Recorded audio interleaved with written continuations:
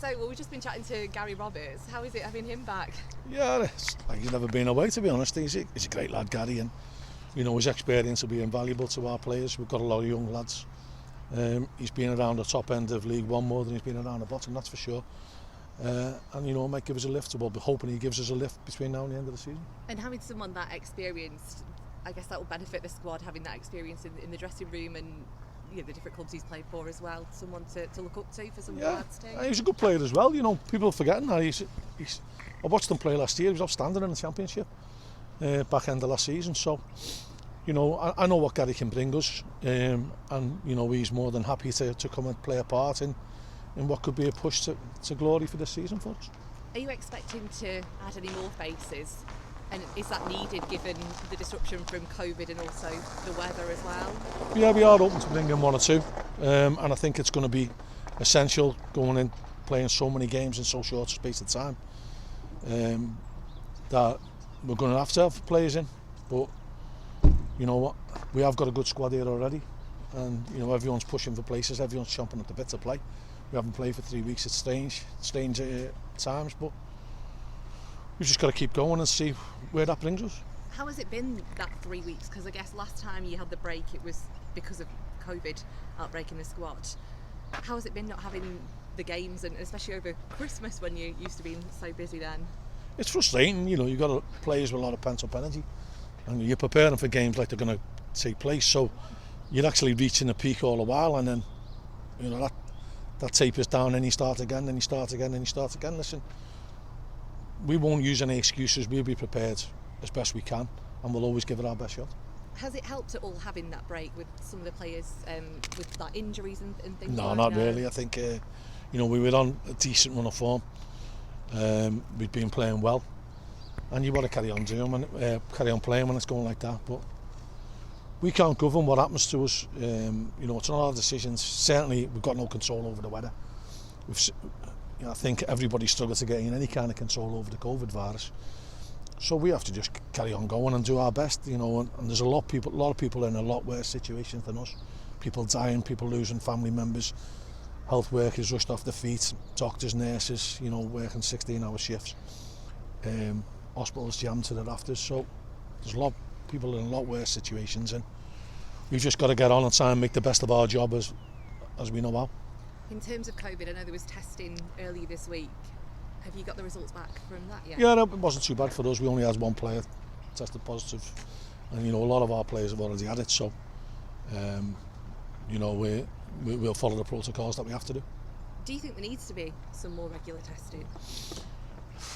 Listen, it's not for me to say, but we initially got tested quite a bit, then we didn't. It seemed to tail off anyway.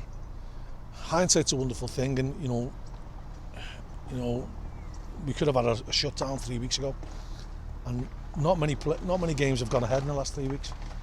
Could that have been the answer? Well, nobody knows what's going to be down the corner anyway for the next couple of weeks. I think, from our point of view, a lot of our players have already had it, so testing is probably immaterial. But for the wider picture, we're just a reflection of society, and we have to abide by the rules that society abides by, and if that means getting tested to try and eliminate this disease, well, so be it. Yeah. Does it have much? Well, how much does it affect you when you've got people out with COVID? I know, like you say, most of the squad have already had it. How does it affect you? Because I know Jimmy was on with us on Monday saying it's hard for him because he'll be preparing for a game and then it can be called off. Yeah, that is the frustrating thing. When you get all geared up for the game, and there's, as staff members, this is the pinnacle of our week. We're all geared up for that, and we do lots of preparation for it. All the coaching staff in particular, go through the opposition with a fine-tooth comb and trying to look for angles and small margins, and then when that gets pulled away from you have to start again. But that's the nature of your job, and you have to get on with it, and there's no point moaning about it. As I said before, lots of people are in worse situations than us. Well, Charlton on Friday, they're sixth place, just 2 points better off, and having played 3 more games than you as well. Are they kind of like a benchmark for teams who are in the playoffs and promotion? Well, if we're going to be successful this year, we have to perform against teams who are in and around us or above us. And you know, Charlton are no exception. They're a good side. I watched them on Saturday, and we know their strengths and weaknesses, and I'm sure they know ours. And is it a good opportunity playing on the Friday before everyone else to climb into the playoffs? Well, you could just waste one of your games in hand, couldn't you?